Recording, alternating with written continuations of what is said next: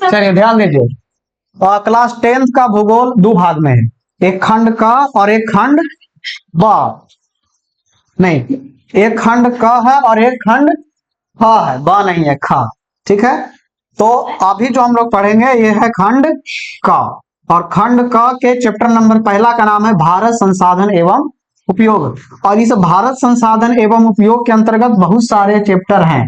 ठीक है, मतलब इसके उप इकाई, तो उसके नाम पहले हम लोग लिखेंगे, उसके बाद जानेंगे। चलिए ध्यान दीजिए, चैप्टर नंबर 1 नाम है आप उसका प्राकृतिक संसाधन, भारत संसाधन एवं उपयोग।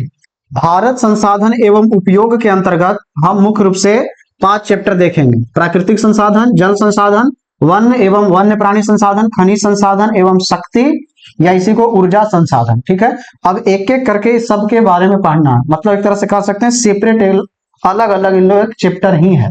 ठीक है, तो हम डायरेक्ट यहां से नहीं पढ़ेंगे प्राकृतिक संसाधन, पहले हम यह जान लेंगे भारत संसाधन उपयोग के बारे में पूरा।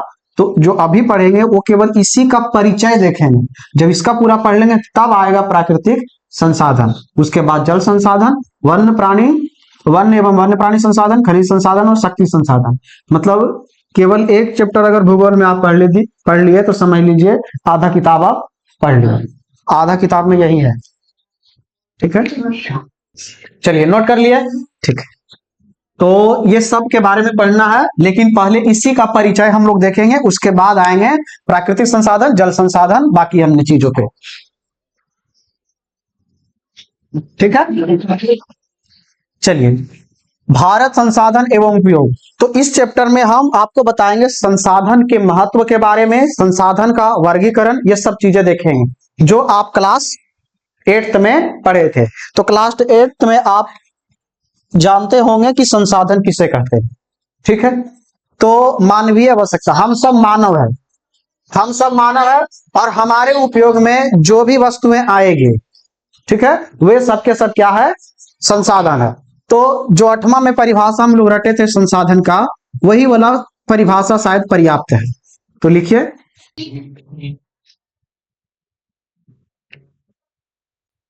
भैया कितनी आदि भाषा लिखते भैया, चलिए इस पे चर्चा करें करें। चलिए, संसाधन मानवीय आवश्यकताओं को पूरी करने वाली हर जीव जंतु एवं वस्तुएं संसाधन, जैसे ईंट, लकड़ी, आपका कलम, कॉपी, पेंसिल, ये सब क्या है, संसाधन। कपड़ा, ये सब आप लोग उपयोग कर रहे हैं, तो ये सब के सब क्या है, संसाधन है। एक बात तो समझ लिया कि संसाधन क्या है, जो भी मनुष्य के उपयोग के लायक वस्तु है उसे क्या बोलेंगे, संसाधन। क्लियर हो गया है। एक सवाल, मानव की आवश्यकताओं को जो वस्तु पूरा करेगा वो संसाधन, मतलब आप जिसे उपयोग कर रहे हैं वो संसाधन है। ठीक है, तो सब समझ गए कि संसाधन क्या है, कि जो मानव की आवश्यकता पूरी करेगा वो संसाधन है। एक सवाल, खड़ा हुई मुस्कान। एक कवि कविता पढ़ रहा है, ठीक है, तो क्या वह कविता कवि के लिए संसाधन है, बोलिए। एक सिंगर गाना गा रहा है, तो क्या वह गाना उस सिंगर के लिए संसाधन है? ठीक है, हाँ, क्योंकि उस कविता या गाने के माध्यम से वे पैसा कमा रहा है और उन पैसों की सहायता से संसाधन वह खरीद रहा है, तो वे भी एक प्रकार के संसाधन है। ठीक है, अरे बंद करो भाई। ठीक है, तो देखिए कोई भी वस्तु यूं ही संसाधन नहीं हो जाता। जैसे मान लिया जाए एक पेड़ लगा हुआ है, ठीक है, तो उस पेड़ के लकड़ियों को आप काटेंगे, फिर फर्नीचर वगैरह बनाएंगे, तब उसका उपयोग करेंगे आप, या ईंधन के रूप में उस लकड़ी का उपयोग करेंगे, ठीक है, या अन्य चीजों में उपयोग करेंगे। तो जब तक आप उसे उपयोग नहीं करेंगे तब तक वह संसाधन नहीं है। ठीक है, तो जब अगर किसी वस्तु का आप उपयोग करने लग गए, इसका मतलब है कि वह वस्तु संसाधन है। तो एक व्यक्ति है जिसका नाम है जिम्मरमैन। क्या नाम है, जिम्मरमैन। जिम्मरमैन बोलते हैं कि संसाधन होते नहीं है, संसाधन बनते हैं, ठीक है, या बनाए जाते हैं।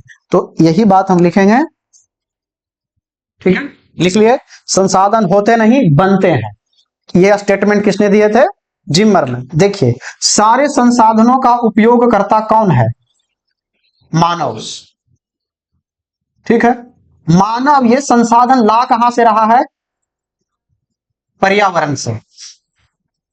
ठीक है, पर्यावरण से संसाधन ला रहा है किसकी सहायता से? तकनीक के सहायता से, इसे बोलेंगे प्रौद्योगिकी। ठीक है, उसके बाद पर्यावरण से मनुष्य जो है पर्यावरण से संसाधन तकनीक की सहायता से ला रहे हैं, और ये करने वाली काम कोई एक व्यक्ति तो नहीं कर सकता, इसके लिए काम कर सकता है कौन? संस्था। तो यहां लिखेंगे संस्थाएं। ठीक है, तो मनुष्य पर्यावरण से संसाधन इकट्ठा कर रहा है किसकी सहायता से? तकनीक की सहायता से, तकनीक की सहायता से। और ये करवा कौन रहा है? तो कोई संस्था। तो आप देख पा रहे हैं कि संसाधन कुछ इस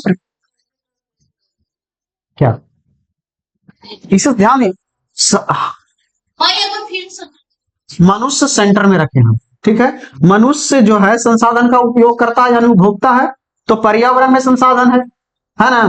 तो संसाधन पर्यावरण में है तो मनुष्य किसकी सहायता से उसको उपयोग करेगा? तकनीक की सहायता से, जिसे हम प्रौद्योगिकी भी कहते हैं।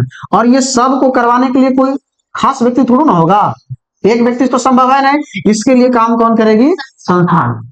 बातें समझ में आए? जैसे मान लिया जाए सड़क बनाया होगा किसी ने, तो क्या एक व्यक्ति ने बनाया? नहीं, कोई संस्था होगा जो टेंडर लिया होगा कि भाई इस सड़क को हम बनवाएंगे, तो इसके लिए संस्था है। तो ये संसाधन कुछ इस प्रकार से काम करता है जो इस डायग्राम के माध्यम से दिखाया गया है। इसे आप लोग नोट कीजिए।